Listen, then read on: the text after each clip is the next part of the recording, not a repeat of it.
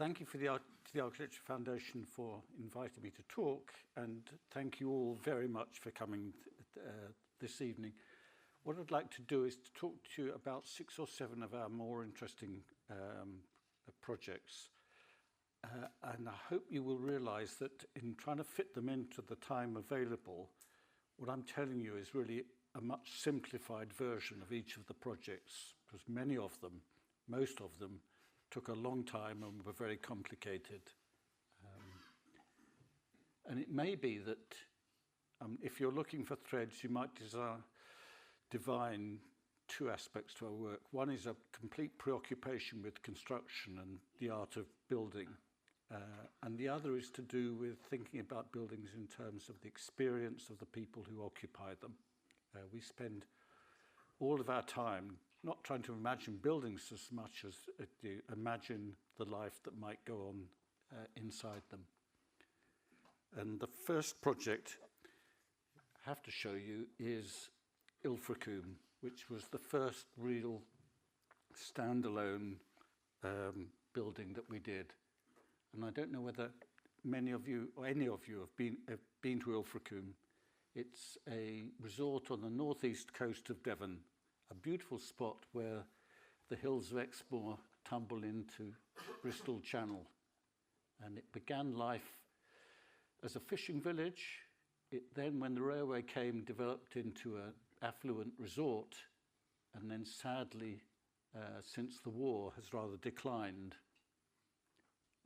But like most seaside resorts, it had a seaside theatre which had rusted away beyond repair, and North Devon District Council decided that a new theatre had to be built.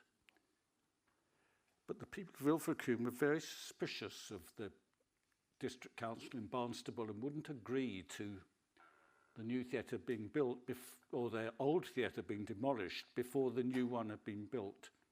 So they insisted on a new site. And when I went down to see, I was absolutely astonished that one would be asked to build on a site like this. This is the site. It had on it a grand hotel that had been demolished, and it was the absolute focal site on the seafront. And the people who built the hotel had chopped off the end of the cliff. This is the coast path cliff that goes around the place. Had chopped it off to make the plateau for their hotel, which worried me very much.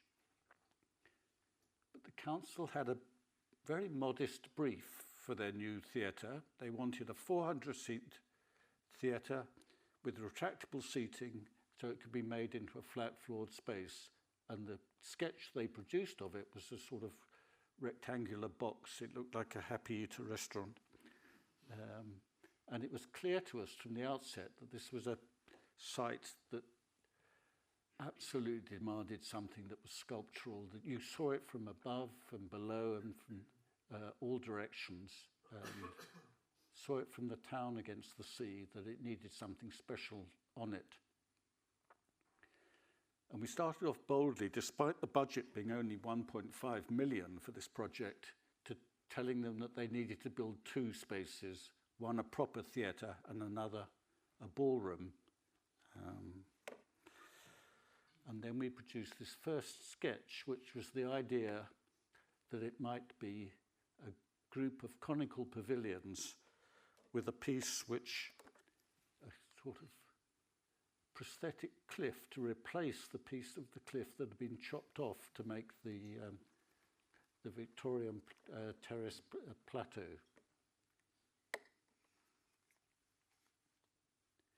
And this was a model that we made early on of that scheme, and you can see the ramp going up to join the cliff path, to restore the cliff path. The 2 cones, one having a theatre in, one being what they called a winter garden, which is a sort of ballroom space, and set in a base which contained all the support accommodation.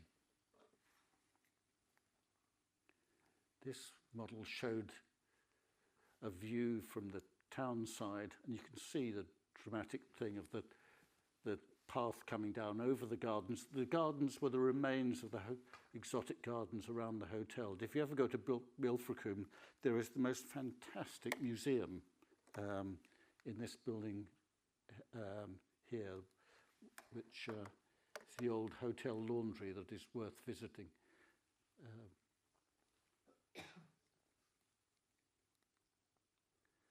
And John Hinton did some less scary images of it, making it look softer and more sensual and a little Mexican.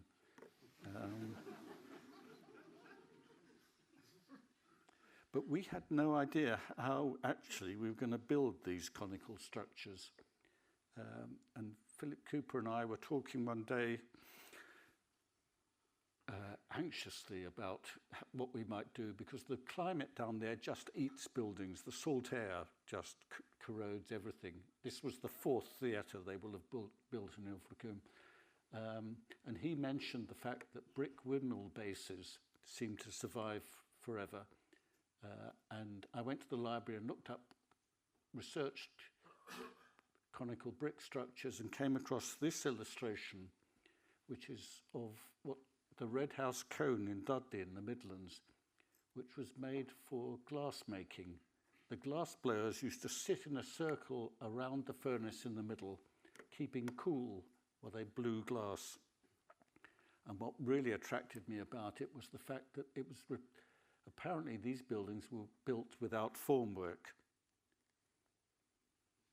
So Phil Cooper and I set about doing some experiments to see whether it was true, whether you really could build brickwork like this without formwork, and found that it was the case, that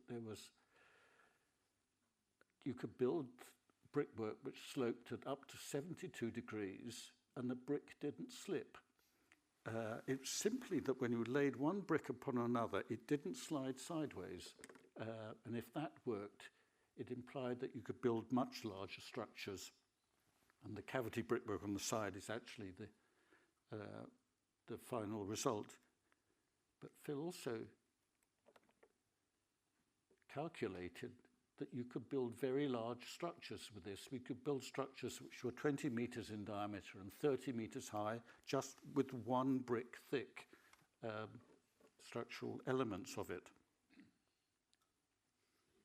Yeah.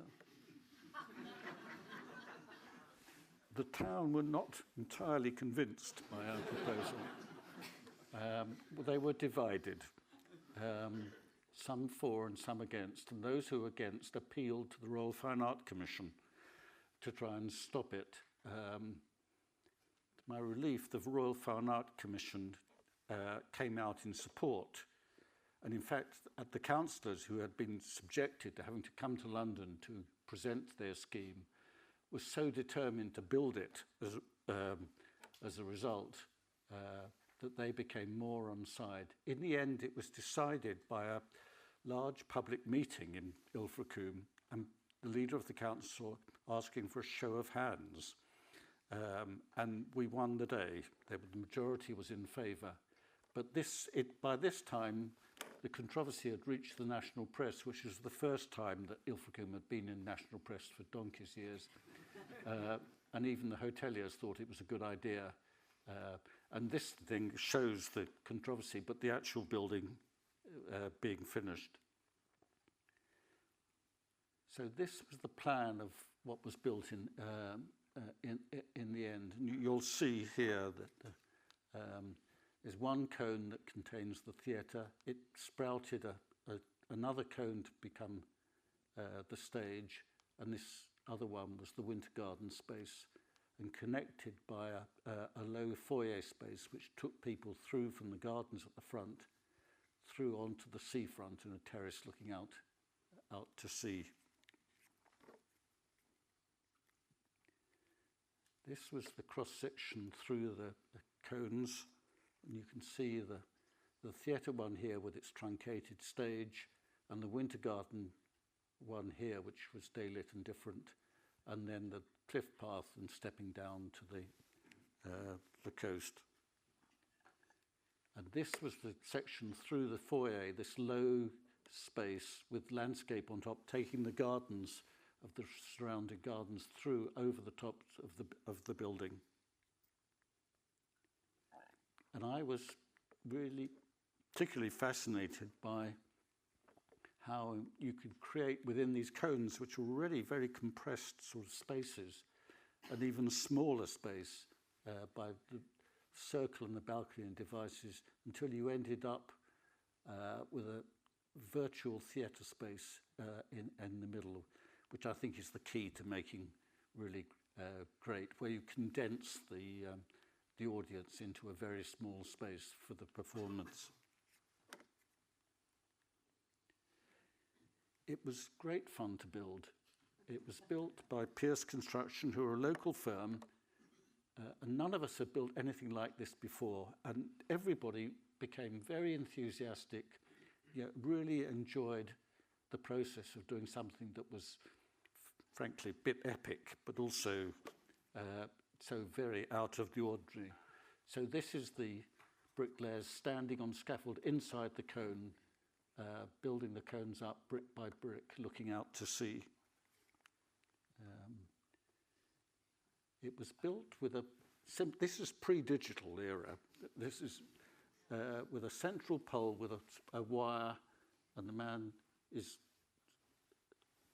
controlling the curvature of the cones, course by course, as it went up.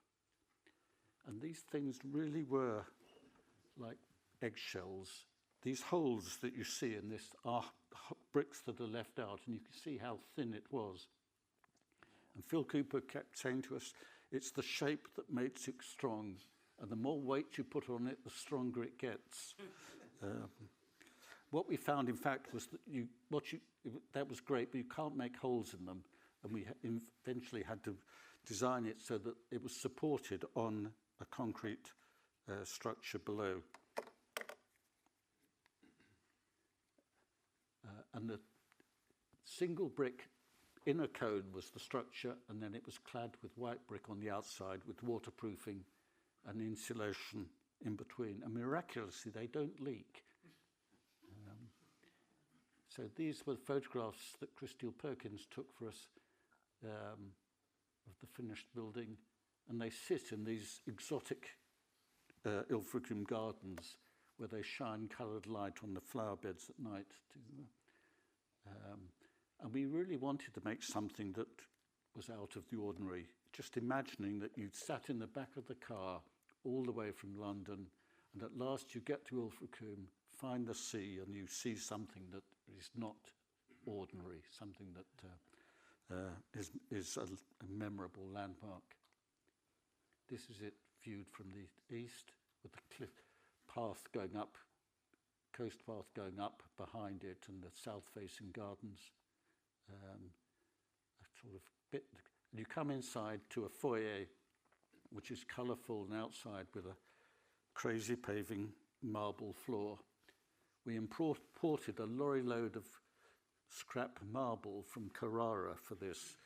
Ilfracombe had a terrazzo layer who had been sent by his parents to Ilfracombe in his youth and never allowed back home. And he laid the floor for us. And this is the inside of the theatre. It seats about 500 and has various devices inside the cone to make it work acoustically. And the balcony within makes the smaller space to focus it. And so that the performance on stage completes the circle, and you're not aware that you're not within a single circular space. The Winter Garden, as it's called, was quite different. It was day-lit. It had a stretched fabric cone inside it, and other floating acoustic devices and curtains and glazing looking out to the outside. And this is the view as you go up around the side of the cones on the cliff path, and this wall of a prosthetic bit of cliff on your right, which was made of rocks that we dug out of the site during construction with teak louvers. And this is the finished thing viewed from Capstan Hill. Looking back on it, I'm frankly astonished about our luck and daring in doing something like this. It didn't cost 1.5 million in the end, it cost about 4.5 million.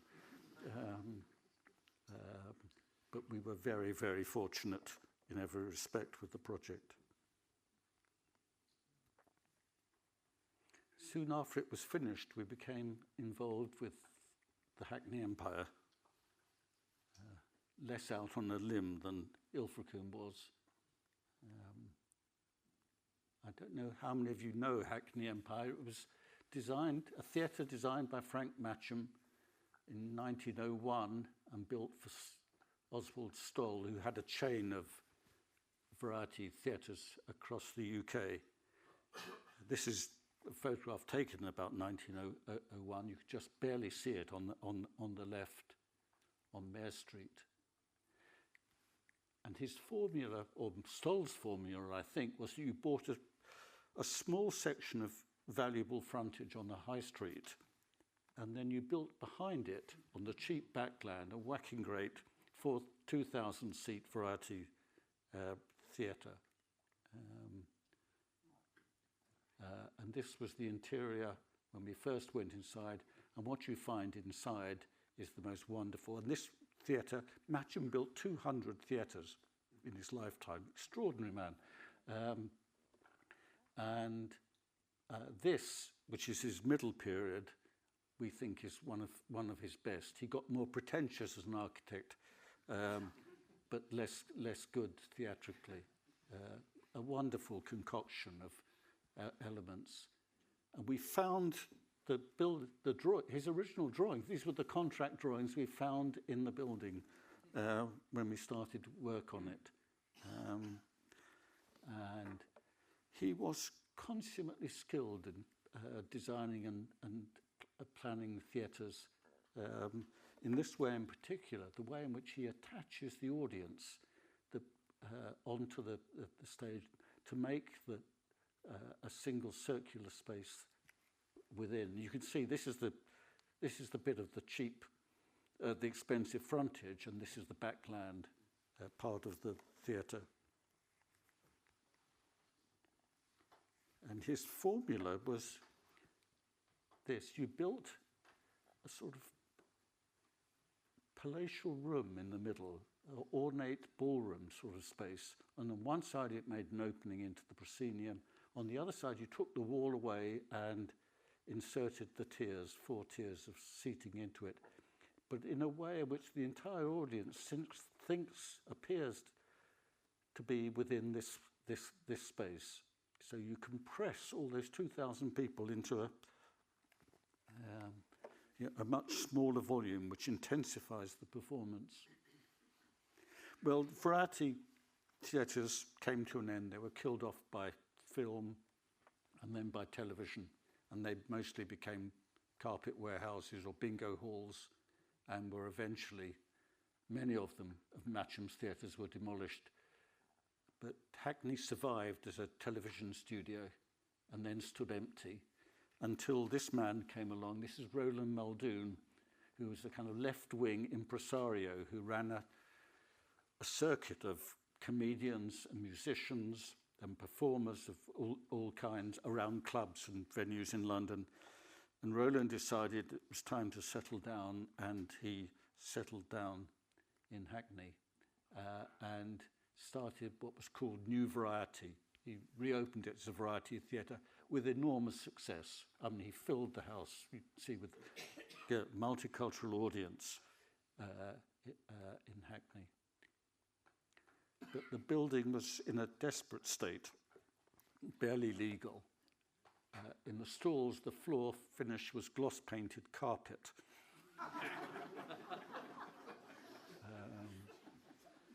But this was the time of the National Lottery. So Roland set about having a lottery application not just a lottery application, but a funding campaign to raise the money. And one of the things you do is you have a celebrity architectural competition, or so Doris Saatchi told him. And somehow we won this competition. And I think we won, apparently, because Jack Zuntz, who was the chair of the jury, said we were the only people involved in this competition who knew anything about theatres. And so we began working with this extraordinary client. And this part has to be really simplified. But there were three bits to the project. One was that the Empire needed a new stage. It needed a stage that was well equipped enough to take touring productions. And we built a state-of-the-art new stage and orchestra pit and so forth on the back of it, clad in glass on the back, with the theory that the glass would sort of reflect the sky and the neighbours wouldn't mind so much. But it was very exciting to build because the access was through the auditorium. This is piling and excavating an understage within the auditorium. The second part was to do with this corner site, which was a miserable 1950s pub. The site had been bombed, and this pub built, and the Empire owned it and operated it, but it had no connection with the theatre. But what to do on this site was really the focus of this celebrity competition. And what we built on it wasn't what our competition entry was either. But this is the plan of Matcham's Theatre. One of the curious things about it is these theatres, four-tier theatre, was socially segregated. They had 4 tiers and 6 different classes of audience, each of which had a separate entrance and a separate fire escape. Unbelievably complicated arrangement. And in many attempts to deal with them, people try and undo that because they have no foyers in a normal sense. But I think we didn't. We just left it. And it was partly because Roland Muldoon, despite being a revolutionary, was actually a deeply conservative man and didn't like change. So we left all that alone. Just the ticket price made the difference between one entrance and another, and used this corner site in a different way. And one of the crucial things we felt to do on the site was to actually turn the theatre to face the square, because when it was built, the theatre, this side of the theatre was a narrow side street. And then subsequently, the Hackney Town Hall and the Town Hall Square was created. We felt there's a real need to make it face the square. So we built on that site this building, which was a sort of modernising contraption for the theatre. And it had on the ground floor a double-height bar as a music venue, which had a life of its own, quite separately from the theatre. It had in it a new stair and a lift to make the entire theatre accessible, a very posh VIP room on the first floor for weddings and other events, and a studio theatre on the floor to help generate new acts. And then devices for advertising the programme and so forth. But the key bit was advertising, giving its name, and these were the giant terracotta letters that were made, hoisted up into and hung by the same clever engineers we worked with at Ilfracombe. These 4, 5, 6 ton letters hung in space to advertise its new life and its new activity, made in the same material as the terracotta, and actually made by the same people who've made the same terracotta on the original building. But the most complicated, interesting bit of it was what to do with the inside. So this is Roland Muldoon showing us round. And everybody thought the inside of the Empire was the epitome of a Victorian variety theatre. And we knew that wasn't actually the case. the colour scheme on the inside wasn't Matcham's, it was Mecca Bingo, who had repainted it and told the painter to paint everything that was knobbly gold and the rest of it in Mecca corporate colours, of red, green, and purple. But people just loved it. People stopped us in the street and said, please don't spoil it. This dilapidated palace had held so many memories for them. They were desperate. They also felt that because it was dilapidated, they belonged to them. But we knew that actually Mecca's, there are no photographs of what the Empire looked originally, but it was like this. This is Buxton Opera House, but it was trying to look like a Viennese opera house. It was white and cream and apricot, completely different from its current interior. And we were in a dilemma. What Heritage Lottery Fund were funding this project, and they always want you to go back to the original state. But we saw that wouldn't be very successful. But fortunately, we had John Hinton working with us, who have a marvellous sense of colour, and looked at the colours of the building and how we could keep this thing, and devised a way in which, well, he mastered the techniques that the painters used at the time, much more sophisticated techniques of how to paint it in a way that brought it to life, kept it not looking new. And this was the repainted interior. And being a lottery project, you have to have 1% for art. And we gave the 1% budget to Petra Blaze, the Dutch textile designer who we'd worked with before, and she did wonderful curtains for all the spaces. But in particular, she did this very beautiful smocked stage curtain, which is still there.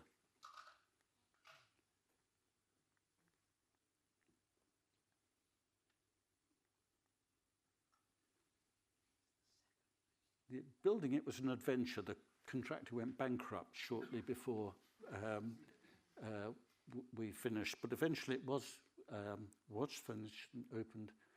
And Roland found Slava Polunin, the Russian clown, to come to do the opening performance of his famous snow show.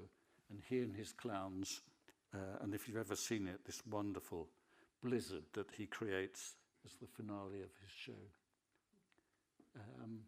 And so the Empire goes on. It still has a sense of belonging to the community there. And if you haven't been, and if any of you have children, the pantomime that is on at the moment is the best pantomime I have ever seen. It is utterly charming and not to be missed.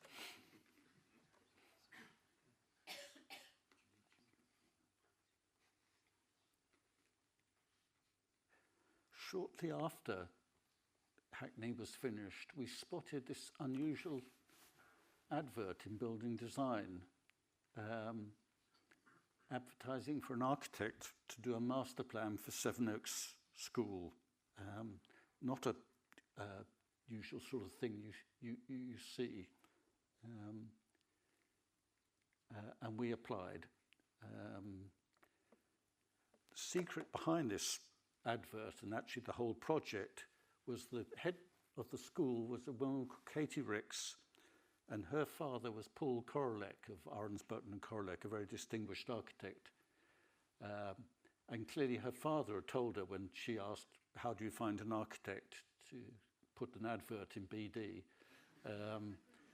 But she'd grown up with architecture and turned out to be a marvellous client. Sevenoaks is the complete antithesis of Hackney, affluent place. The school is very old. It's one of the oldest schools, secular schools in the country, about 1490 or something. This is its oldest surviving building, designed by Lord Burlington, who was a friend of the headmaster, of about 1730. And the school since then had grown. So the old school building was here, with almshouses either side of it. And then over the years, it had grown by buying up the houses along the high street and then developing a sort of backland campus around them and acquiring land on the other side.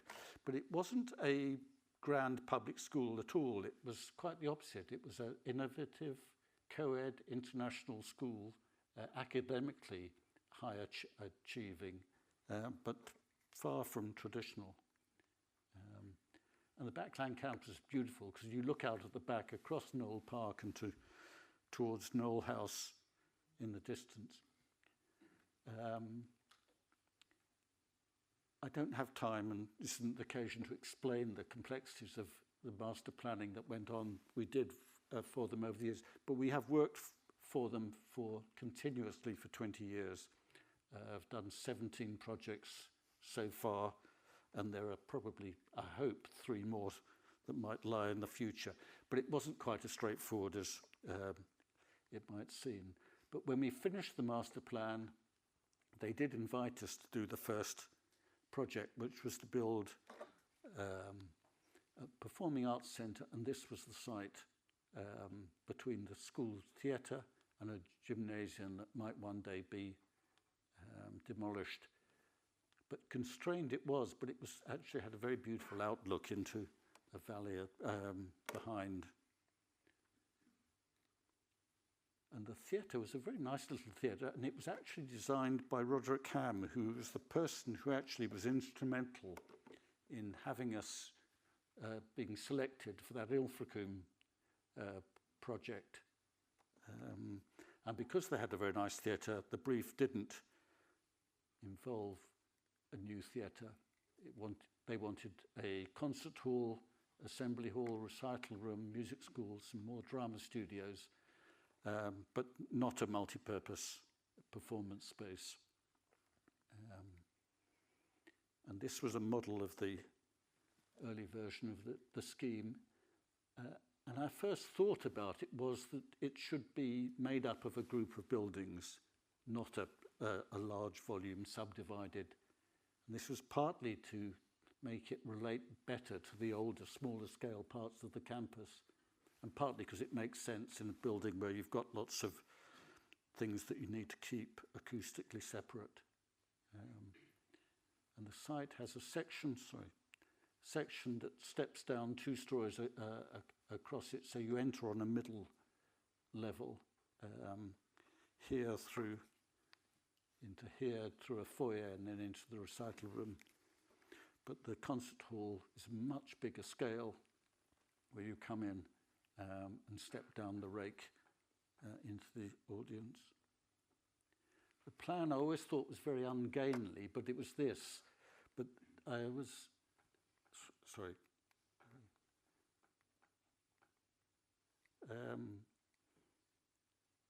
That you enter in the centre here to a point where you could actually come in here to a point where you could see all that was in the building, that you could see down through the foyer, through the recital room to the landscape. You could see along to the theatre and even into the concert hall. That notion that you could understand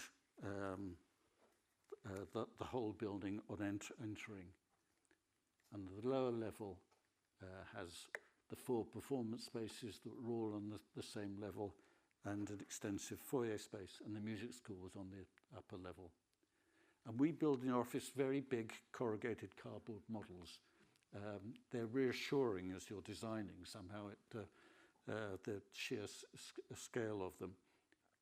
This was the front entrance with the hall, the music school. This, the back, where it steps down, is larger. You see the recital room, the music and drama part, and the hall behind. And we build even larger models, doll's house size models, where you look inside to look at the light and look at the spaces. And this is trying to model this crucial view as you come in an entrance.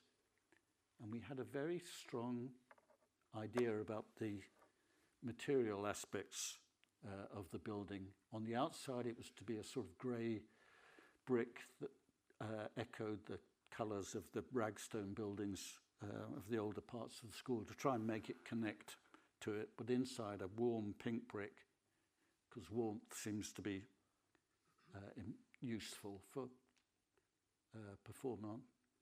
And this is inside the hall. You can see the full vocabulary, a white concrete frame, the pink brick, but then everything else was made of Douglas fir, this golden Douglas fir.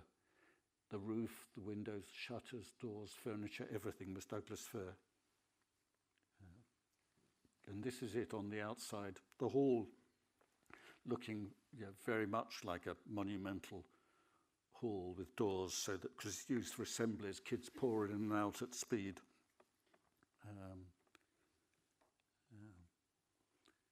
The entrance, zinc roofs, the Douglas fir and steel roof structures. This is the view as you come in at that point where I was describing, where you can see everything.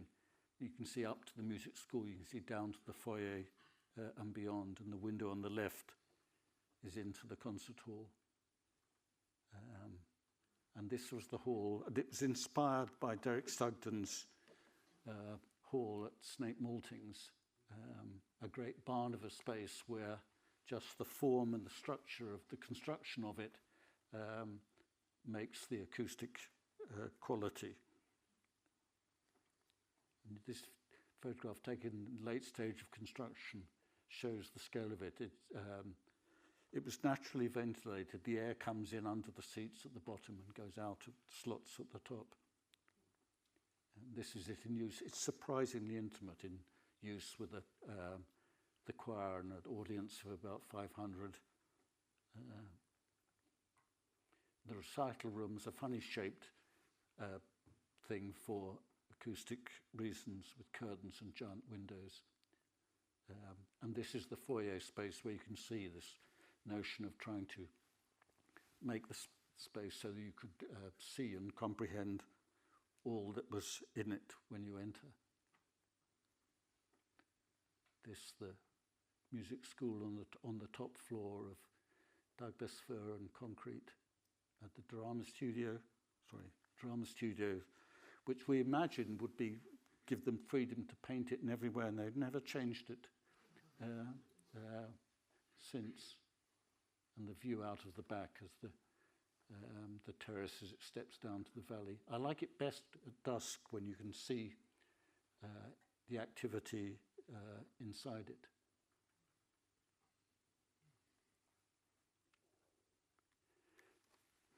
The next major project at Sevenoaks was for a science and technology and sixth form centre, two buildings really.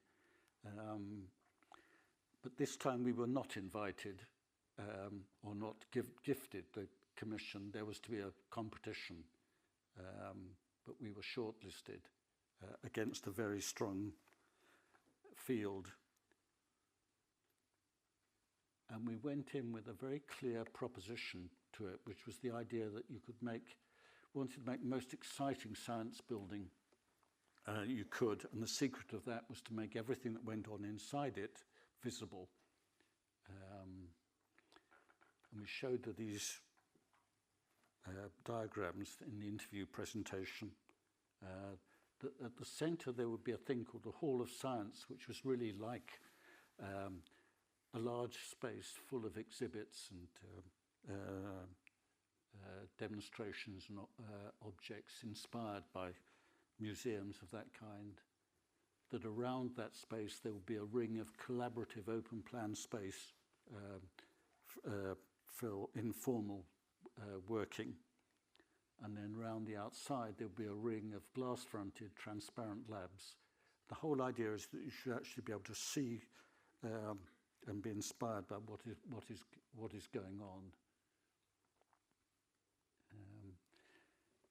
And we took to the interview this model of a transparent building, which I think is rather sweet in retrospect. But and it clearly does show a transparent building with transparent floors as well. But I think what we were trying to get over was to disassociate ourselves from the brick and timber of the performing arts building and say that we could do kind of science and technology, and something that was more modern. Anyway, we won the competition, and it developed. And these were images that were, I think, produced for fundraising for it. And it developed in the direction of being more kind of industrial in a way, had a sawtooth north-light roof over all of it. And the Sixth Form Centre, which had been conceived of being a very different building, became attached, joined on, and actually built within the same vocabulary. But you can see the ring of labs here around the Hall of Science in the middle. This was the long section through it with the top-lit triple height space in the middle, and these Romeo and Juliet staircases cantilevering inside it. The plan was very unlike the Performing Arts Centre plan. It was very ordered, very regular, in order to get flexibility of use and activity. The cross-section was similar. Because of the drop in the site, you could enter on the first floor, come in, and then find this triple height space in the centre. This is the view of the outside. It doesn't really look quite as stark as it does in these photographs. I don't know how Helen Binet made the glass quite so black, but it had brightly coloured shutters on the outside of it, and steel canopies marking the entrances. This is the view the other direction towards the Sixth Form Centre, which was more than a Sixth Form Centre. It was a multi-use hub element. But on the outside, it was much more subdued. It had camouflage colours and stands in Knoll Park. It looks like a kind of mill building, a brick mill that might be in Yorkshire. But this is what you find on the inside. You come in and you find this triple height space surrounded by open glass-fronted laboratories. And the strange thing about schools, which you forget, is that they have a timetabled life. For 45 minutes, you're in the classrooms. They're in lessons, and it's quiet and peaceful, and the centre is empty. And then for 5 minutes, everybody emerges and changes, moves around, and it's full of life. And then it goes back from one to the other. It's quite different from other kinds of life. But this is the view that you get on entry into it, where you look through the labs and outside. And then the atrium was lined with glass-fronted vitrines. And when these photographs were taken, the vitrines were only just starting to be occupied, as it were. They're now much more so. But you look through the exhibits into the labs, which are the nicest ones are the ones on the top floor, of course. We look out, and the really very nice ones are the ones that look out into Knoll Park. But it has a feeling of being a workshop space about it. It was made of light-coloured concrete, white steel. Much of it was made in Northern Ireland and shipped over. Surprisingly, it was an Irish contractor who built it. It has oak floors to soften the quality of it. And say the same vocabulary was used for the Sixth Form Centre part of it, which has a cafe on the ground floor and the Sixth Form Centre space up above, and it's really only the furniture which makes the difference.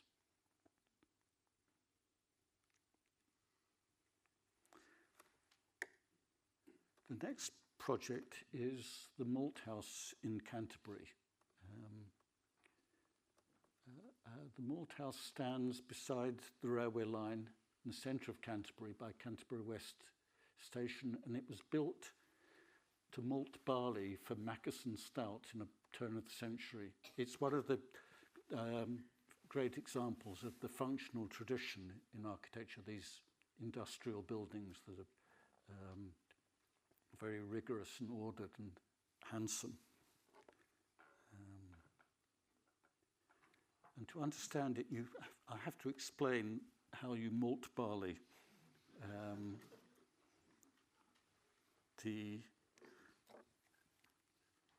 It's like growing mustard and cress. The barley comes in and you spread it out on floors here and keep it warm and damp, and it sprouts.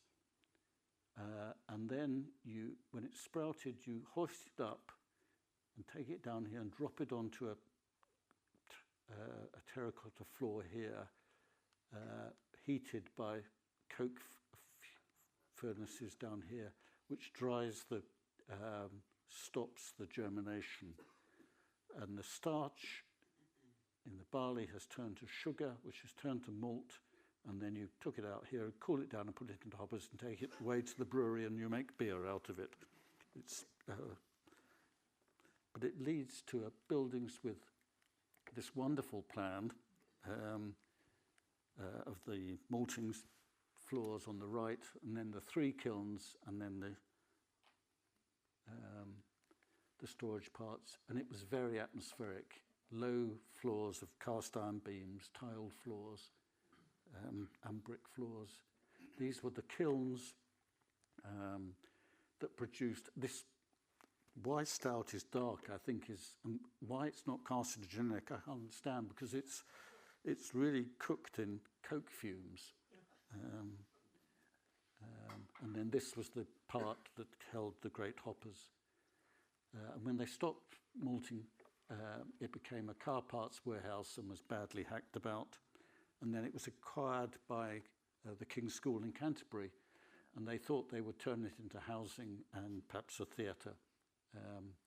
And they used it when it was empty as an improvised, a found space for wonderful production of Scheherazade. Very, very atmospheric.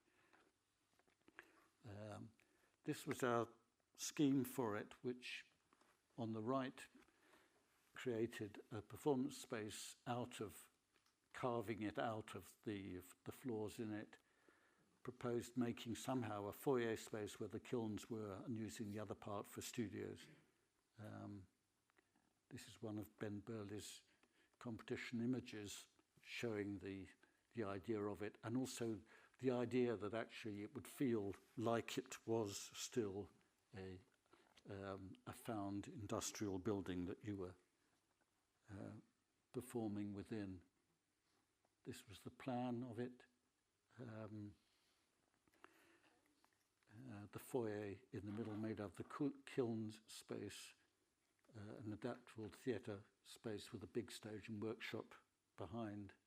The first floor plan really shows more of the arrangement, so that by taking out one of the kilns in here and putting in staircases, this was opened up. This became a kind of cafe dining hall, and then studios above. It involved more surgery than we usually like to do with buildings, carving out this, or devising a way of creating this volume within it to do it, and cutting out one of the brick staircases and making this space, and trying to do it in a way in which there isn't any distinction. That used to be that with old buildings you would have to make clear distinctions between what is new and what is old. Our instinct was the opposite. You really didn't want to make any distinction. You just wanted to have a consistent feel throughout it. And so these new stairs were built into the void, and then they go up through retained parts of the kiln floors to the ceilings above. And the detailing was really robust. That the partly showing what was done, but also doing it in a way like it might have been done for some other purpose. And the storage spaces made wonderful studios.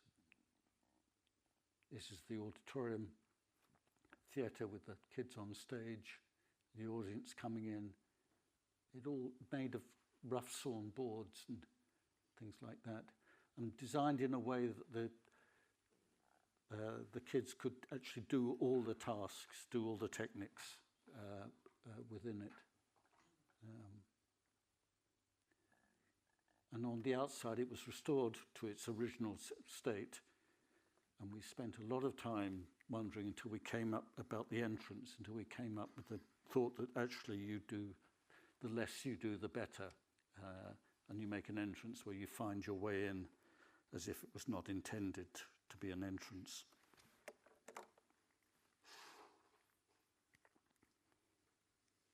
Then came Wilton's Music Hall, which I'm told is our best known project, which is I don't know whether you know about Wilton's. It's here, this is the Tower of London, and this is Wilton's, just northeast of it. And it stands on a pedestrian alleyway off Well Close Square here. And when we first saw it, it was like this, a boarded derelict frontage with what apparently Victorian terrace housing above it. But when you go through those doors, what you find in the back garden is this. And this is very rare. This is the only surviving example of a giant pub music hall anywhere. And it was in halls like this that variety entertainment developed quite separately from theatres. And it was unregulated, free from the control of the Lord Chamberlain. And a very, very special place. It was people like Champagne Charlie, George Laybourne would appear in places like this, and they would revolve, the acts would revolve around. There were never very many of these music halls, and they didn't last very long. They were too popular to be allowed to continue. But this was the plan of it. And John Wilton, this was a pub called the Old Mahogany Bar, which he bought, and then he bought the two next door houses and then built in the back garden of them this giant music hall. You see it here with the gallery, and reputedly they crammed 1,000 people in, which I can't quite believe, but it was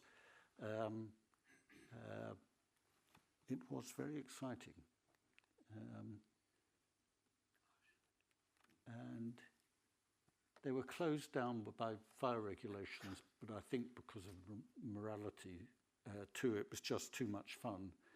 And then the area this wasn't bomb damage, this was comprehensive redevelopment. But John Earle, who was the theatre historian we worked with at Hackney, was involved in protecting and when he was at the GLC, protecting and preserving it, so that the Wilton's complex, the hall and the four houses, survived. And then it was used as a found space for performance. This is Jonathan Miller doing the Beggar's Opera inside it. This is a famous performance with Fiona Shaw in the Wasteland. And then Broomhall Opera took up residence. And Broomhall Opera had a gap year student, Francis Mayhew. And when Broomhall Opera departed, Francis remained. And it was Francis who turned Wilton's into what it became. She knew many creative performers and artists, and she attracted them there, and they produced wonderful work in the building as it existed. but it was in a terrible state. The plaster had been stripped off the walls because of dry rot. The roofs were leaking. It really was not legal or even tolerable. And we discussed with John Earl how one might go about doing the conservation or repair of a building like this. Both of us were concerned that if you actually did it up, it would become commonplace, because many of us live in houses that are of this age, and it would lose its quality. But I was also concerned that if you did it up, it would lose its quality as a stimulating place to produce creative work. So together we evolved this notion, a principle, that we would do only what was essential to make it safe and usable and legal, but nothing more. No attempt at restoration.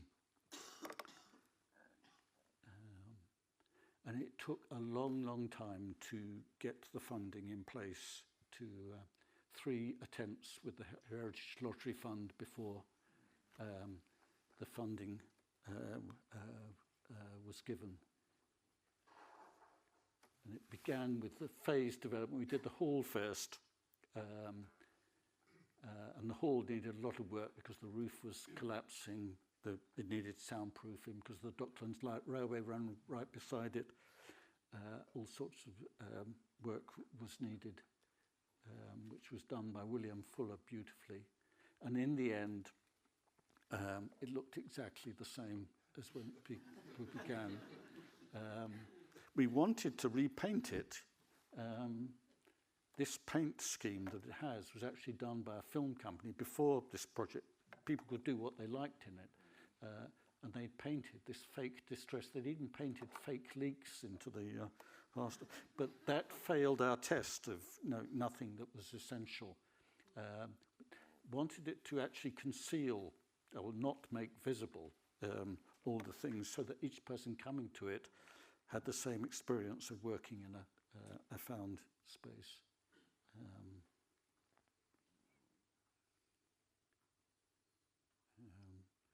The balcony fronts are made of papier-mâché, and we had to strengthen them so that they could take Hillsborough football crowd loadings.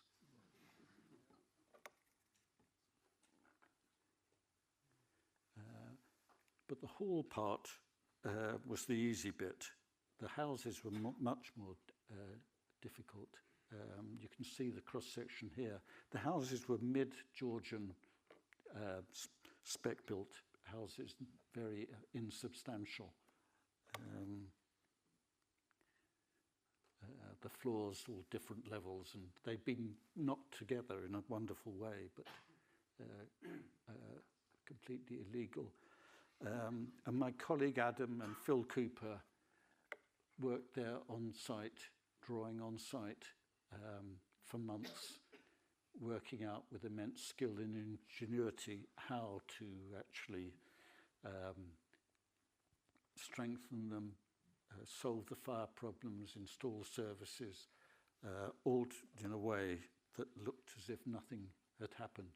In the meantime, I was just obsessively fascinated by these spaces that existed between the music hall and the back of the houses. These wonderful kind of triangular spaces. And imagining what it would be like waking up to find somebody had built a music hall in your back garden. But in the end, it looked as if nothing had happened. And it was actually much, much more difficult than it looks. But the same experience of people coming and finding this sense of discovering this atmospheric music hall behind it was retained.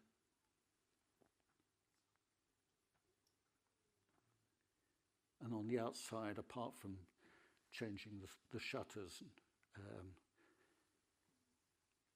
nothing more was done. And we did absolutely nothing to the front door. but I think some of the film companies had done something to the front door before we got there, and even that distress is not real.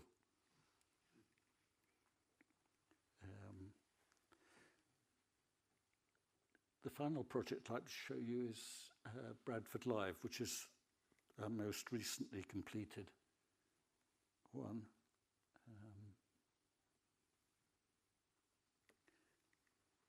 Bradford used to be the centre of the woolen industry in Britain. It was a very, very affluent city, not only producing the very best woolen cloth, but actually devising weaving textile technology. A city of great stone buildings, fine mills, and so forth. And this is a photograph of it in about 1930. And 1930, they built here a giant cinema theatre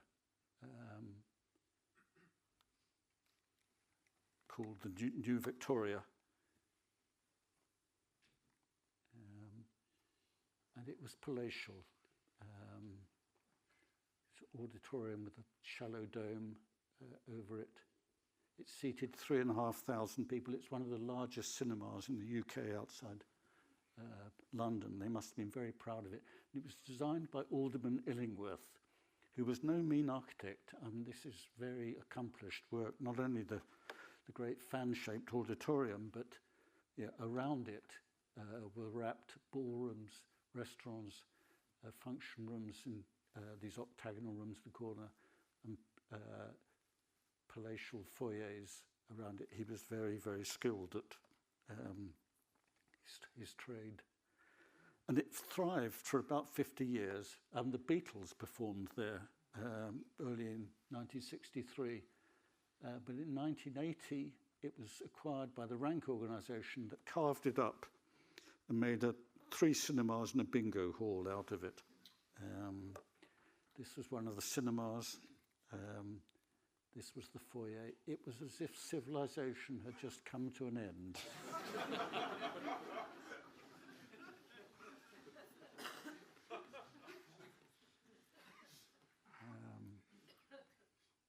And that lasted for about 20 years. Civilization had gone on, and they'd built a new multiplex outside Bradford.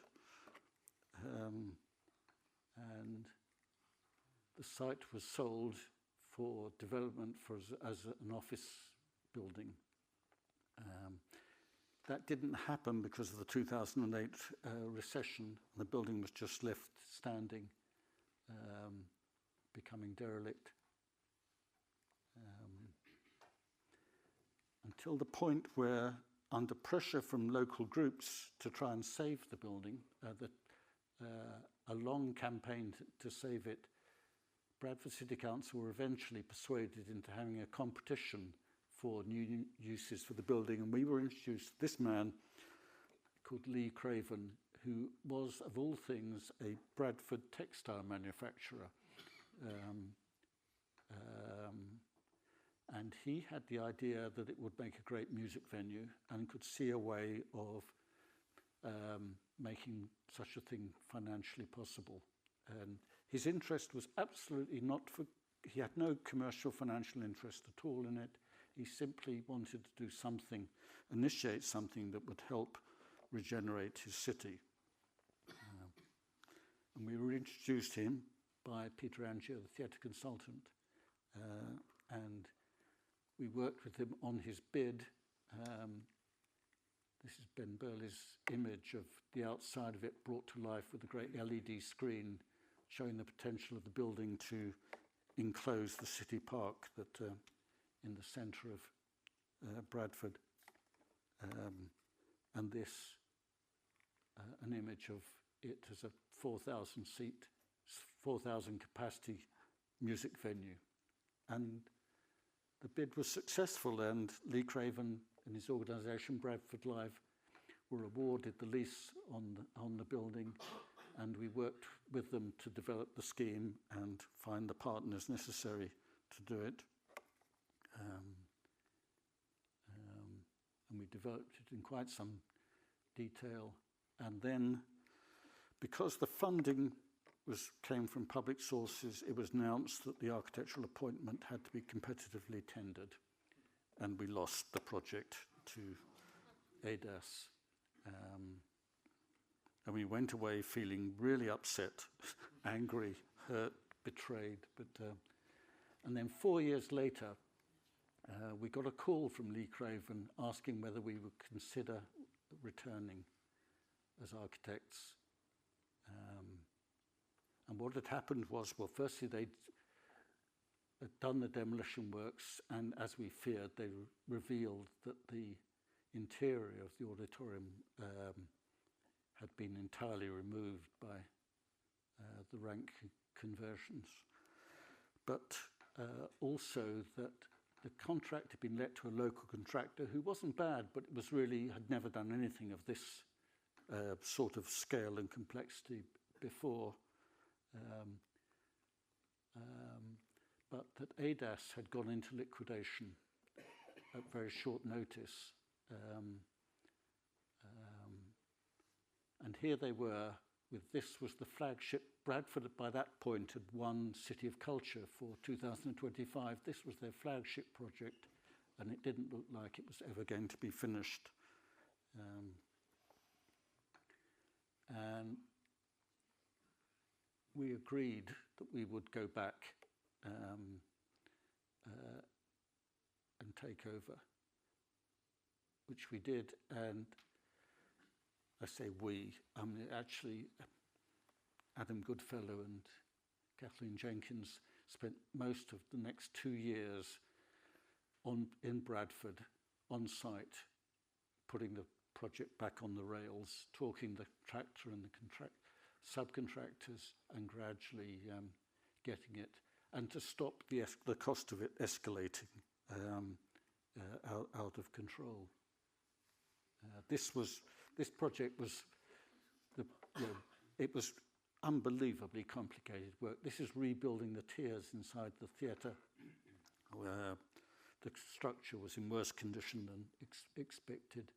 This was the birdcage scaffold. I think it was all the scaffolding in Yorkshire had been put inside the building while the roof works were done. When we started on the project, I thought it was going to be like Wilton's at a larger scale. I was completely entranced by these interiors. This is the restaurant, which was partly 30s, and then the brightly coloured parts are the remains of the conversion to toilets that Rank had done, but they were just so poignant. And this was the ballroom. Lee Craven's parents had met in this ballroom, and the staircases, these wonderful staircases that went up inside it. And indeed, there was money for the restoration of those things. There was separate Heritage Lottery funding for the plasterwork that was ring-fenced. What we found, though, it wasn't like Wilton's. The plasterwork was restored, but there wasn't the same appetite in Bradford for arrested decay as there is in the south. I think they'd had enough of decay, arrested or not, and they really wanted the thing to be restored to its original glory. But the budget stretched to restoring the plasterwork, not to painting it in the way that perhaps it ought to have been painted. John Hinton worked tenaciously to do it, but against increasing constraints. This is the ballroom restored, the restaurant part. But in the end, it became down to you can do it in emulsion, but only in one colour.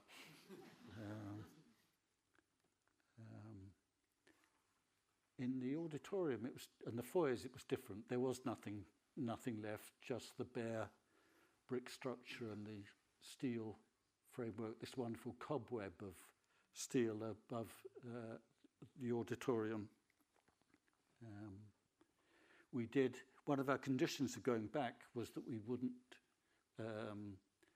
we could change the interior design of it from the ADAS scheme. And these were images of our new thing, which was much more working with just adding colour and light to the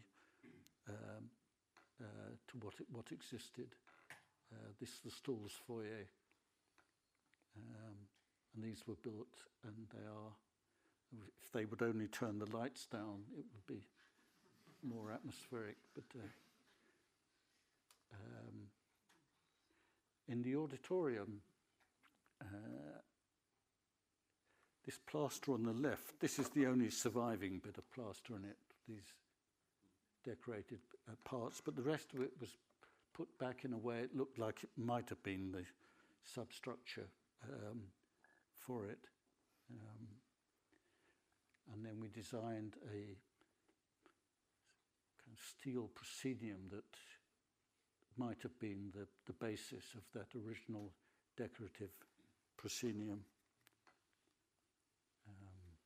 But it has a warm feeling to it. The photograph was taken at the first commercial concert. This is Bill Bailey on a one-man show performing, and he's talking, one man stand here talking to 3,500 people with surprising intimacy and warmth to it. And it's now run by Trafalgar Theatres as a commercial venue, but somehow it has, partly because of the internal, it has a feeling of being a public space. There's a kind of sense of ownership about it that in the city, and you can see that people really feel that it belongs to them.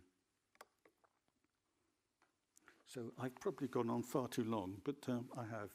But in finishing, I just need to say one thing, which is to say thank you. Thank you firstly to all the talented people who've worked with us in the practice over the years. And without their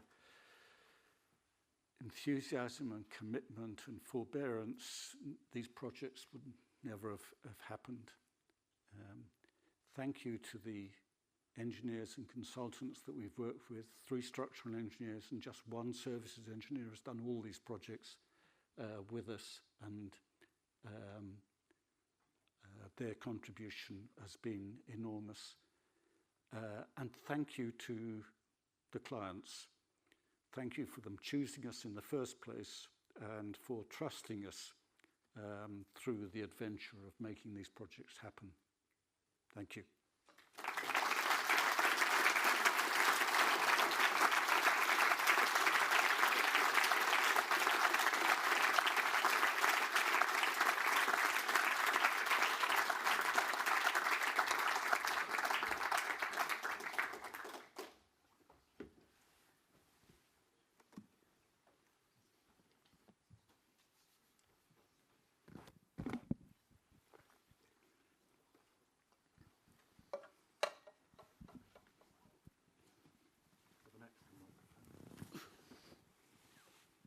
Tim, fantastic, thank you.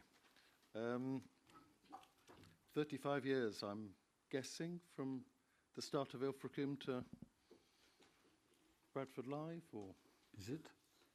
when did you start on Ilfracombe? Luckily, I don't remember these things very well. Okay, yeah. It's early 90s. No? I should explain. William and Chris Watson were working for us and were the assistants on Ilfracombe. Yes. I think William did his first working drawing. Is that true? No. I remember doing, the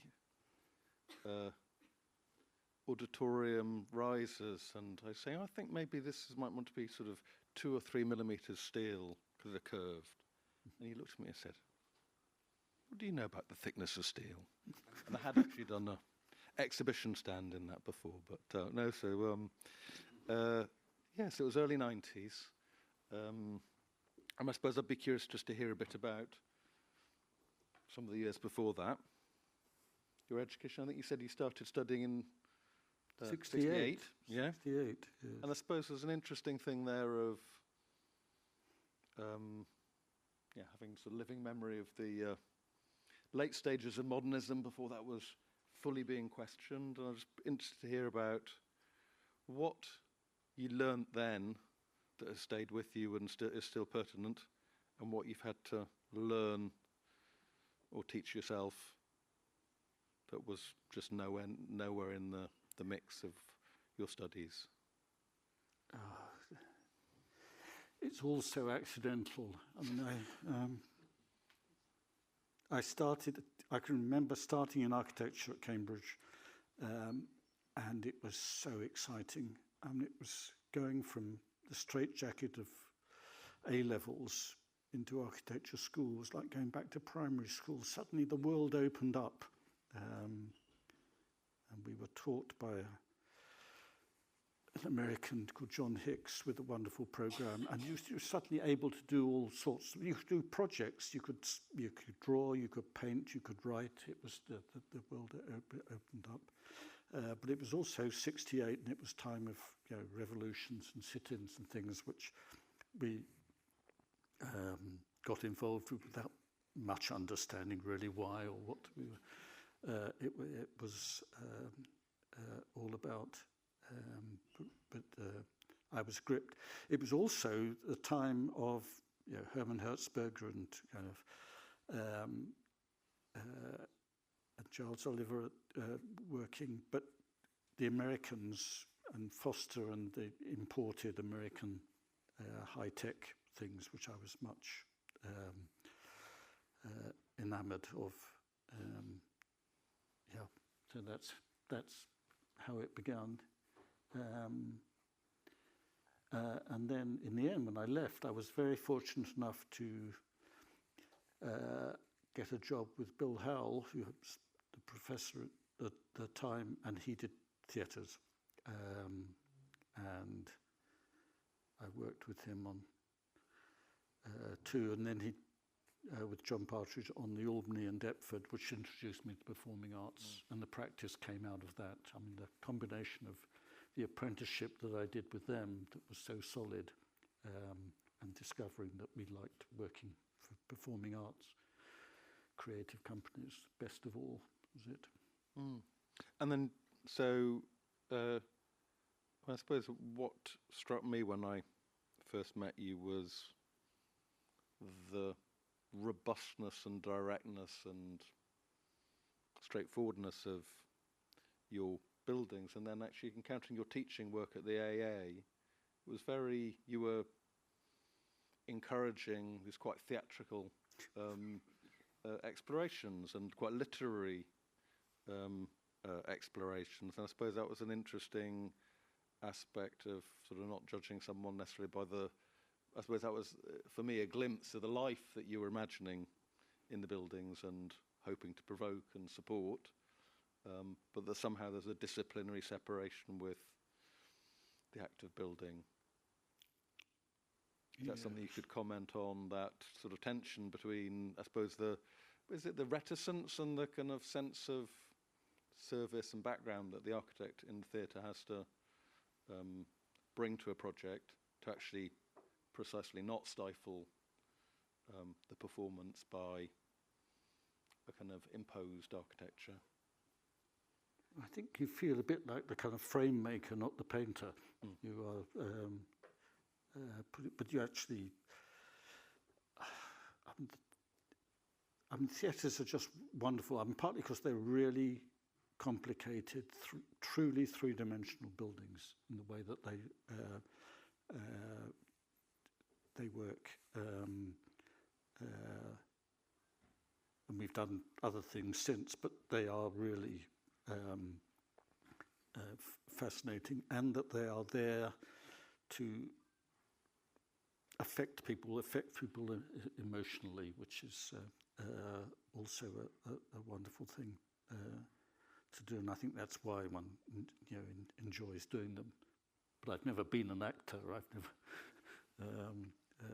know what it's like firsthand. But certainly creating the circumstances within which it can happen has been a fascination. Yeah. And do you go to the theatre and performances a lot for research, for pleasure? Have you been going to big gigs for research for Bradford Live? Not nearly enough. I mean, we're currently designing an opera house, so we've started going to opera. Trying to pretend that we've been to more opera before, but interesting. I suppose something that wasn't even really on the radar when I was studying, and which I imagine wasn't much on the radar in your early years in practice, was just our question of transformation, of working with the existing. And I suppose there was conservation and there was new building. And then I suppose what's striking is how confidently and directly you sort of engaged with that. With Hackney, I mean, I'm not familiar with the project in Canterbury. That's a marvellous project. Obviously Wilton's. And just this thing of having the clarity and directness to kind of charge in and do what's needed, but then also the sort of softness of touch at Wilton's and I think in Canterbury is really remarkable. I mean, how did you encounter that and learn the skills? I mean, is there something about the undogmatic nature of design? I mean, you talked very eloquently about the Matcham's theatre construction, which obviously they're very hybrid. yes. And, you know, something like Ilfracombe, I was struck and sort of struggled a bit with its hybridity and then, you know, multiple systems of construction and glazing and this and that, but cohering. And it seems in a way that multiple character of the theatre is something that you're very comfortable with, navigating between the sort of mechanical industrial character of the stage and then the quite flamboyant and playful character of the foyers. Yes, wouldn't one love to be more flamboyant? In the right places. Yes. I suppose that what I was driving at was then this sort of, I suppose that sense of the multiple is there in the theatre and then certainly in theatre architecture, and then that there's something similar required for the work of transformation, because as soon as you make a rule for yourself, you find that you have to make an exception for it.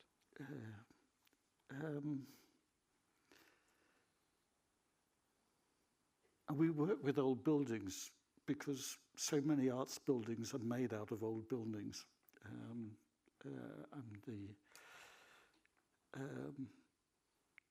And we like working with old buildings. I mean, I like them because they produce things. I mean, like in the Canterbury project, I mean,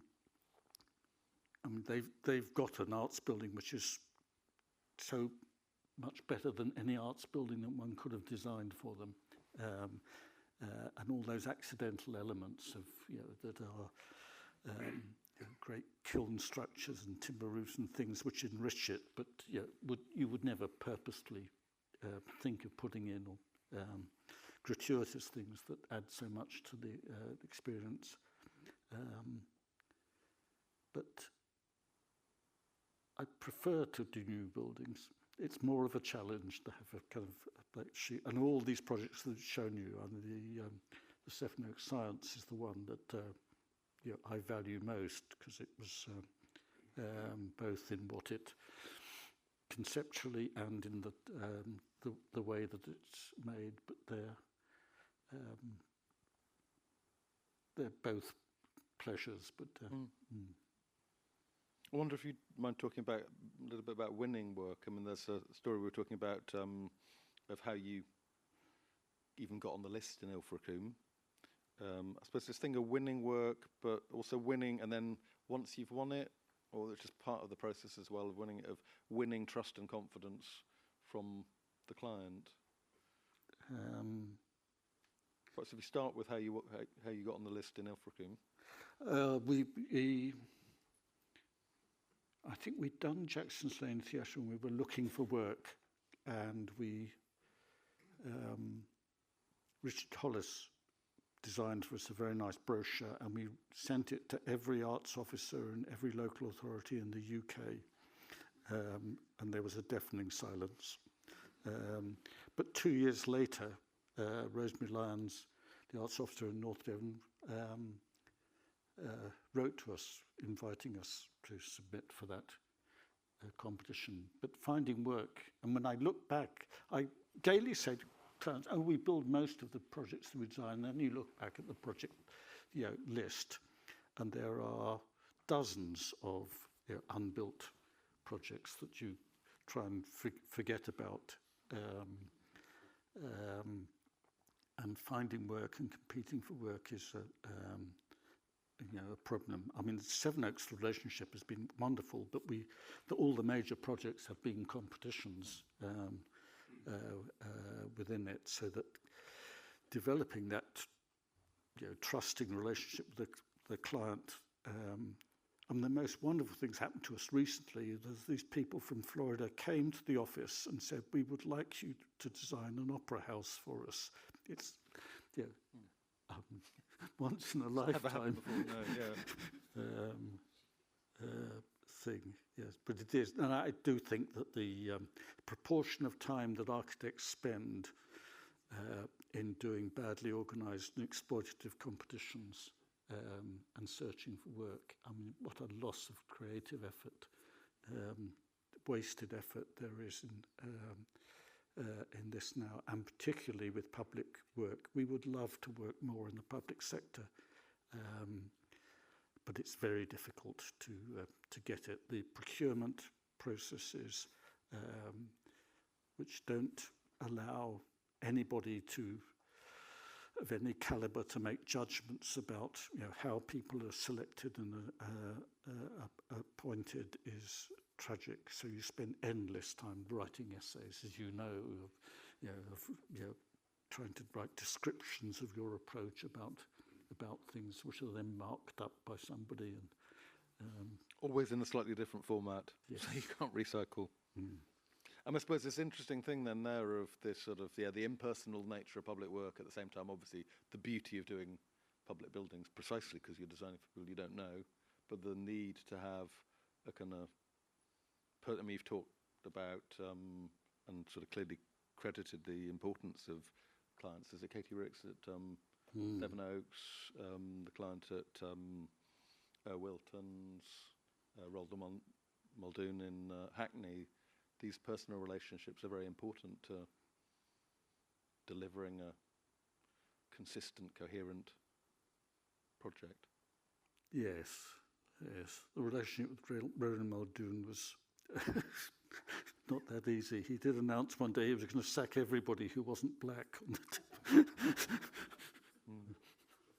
I suppose the other side of it is just the importance of the image in the competition. I mean, what's so beautiful and refreshing is seeing the original, I mean, which are probably even a stage C drawings or something of Ilfracombe, John's Mexican images.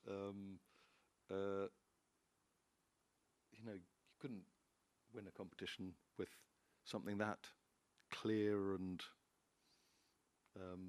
direct now, could you? You'd have to layer on. Yes, I mean, there's that expectation now that sadly clients have, is that they want to see a photorealistic thing, and actually they want to be offered a choice of at the appointment stage of showing the finished product. It's reduced to the level of choosing a frock. You want to see 6 possibilities with the price on it and choose between them, and that's so different from the way good projects begin. I mean, you don't start with the finished thing at the outset. I mean, it's interesting hearing you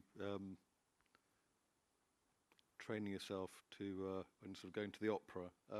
The one, I don't know if it was you who told me, or possibly someone else told me about your homework for the science building at Sevenoaks, which was going and doing, was it a day of classes and sitting in the classroom? Yes, that sounds reasonable, doesn't it? Just to remind yourself of what it was, what it's like to be in a classroom, of how it seems from the teacher's point of view. You didn't try teaching it, though? No. No, no. But I suppose that seems to me very illustrative of, I don't know, the kind of combination of humility and hunger for learning still there?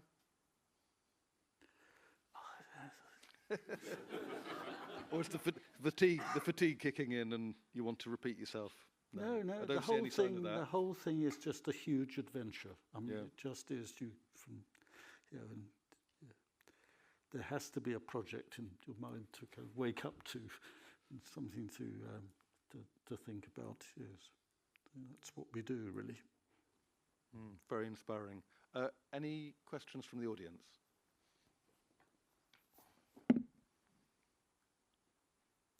Hopefully not. Hint, hint.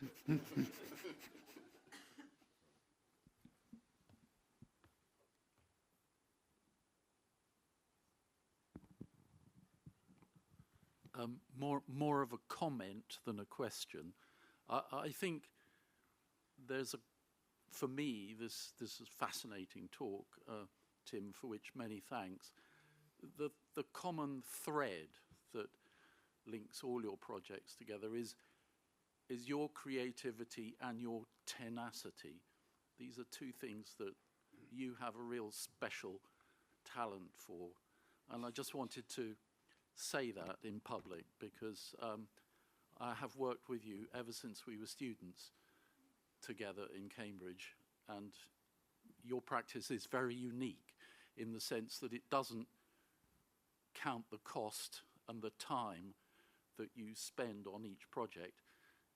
You evaluate how well you're doing, measured by your own standards, of course framed by the requirements of the client and so on and so forth.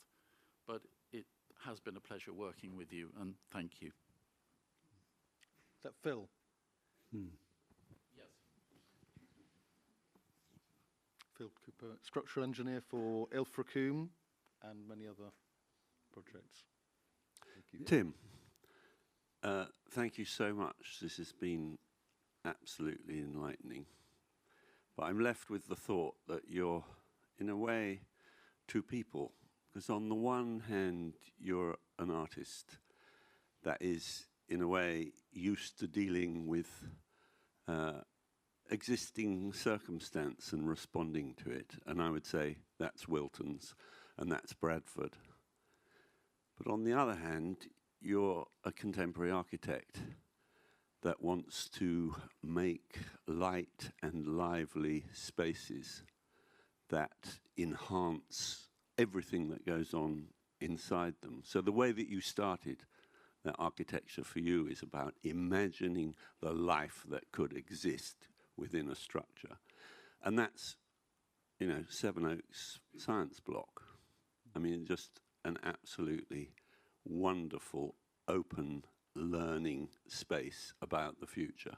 And I guess my question is, on which side of the making do and getting by, or on the utopic dream of new spaces for new futures, do you lie?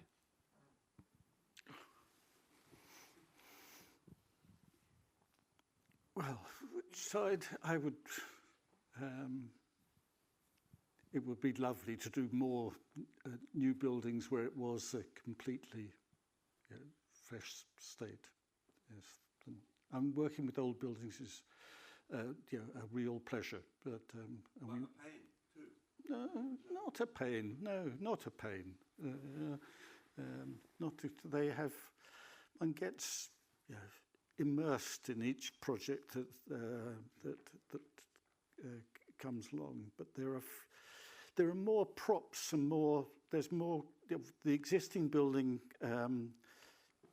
gives you more support when you start off. When you go into something where something doesn't exist, it's more of a challenge, and more of an enjoyable challenge, really.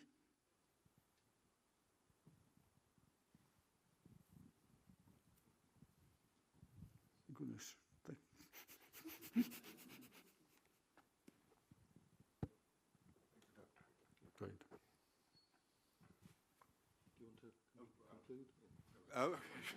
In that case, I think we're at an end. So, We're William done. Thank you. and Tim, huge thanks. Yeah, round of applause.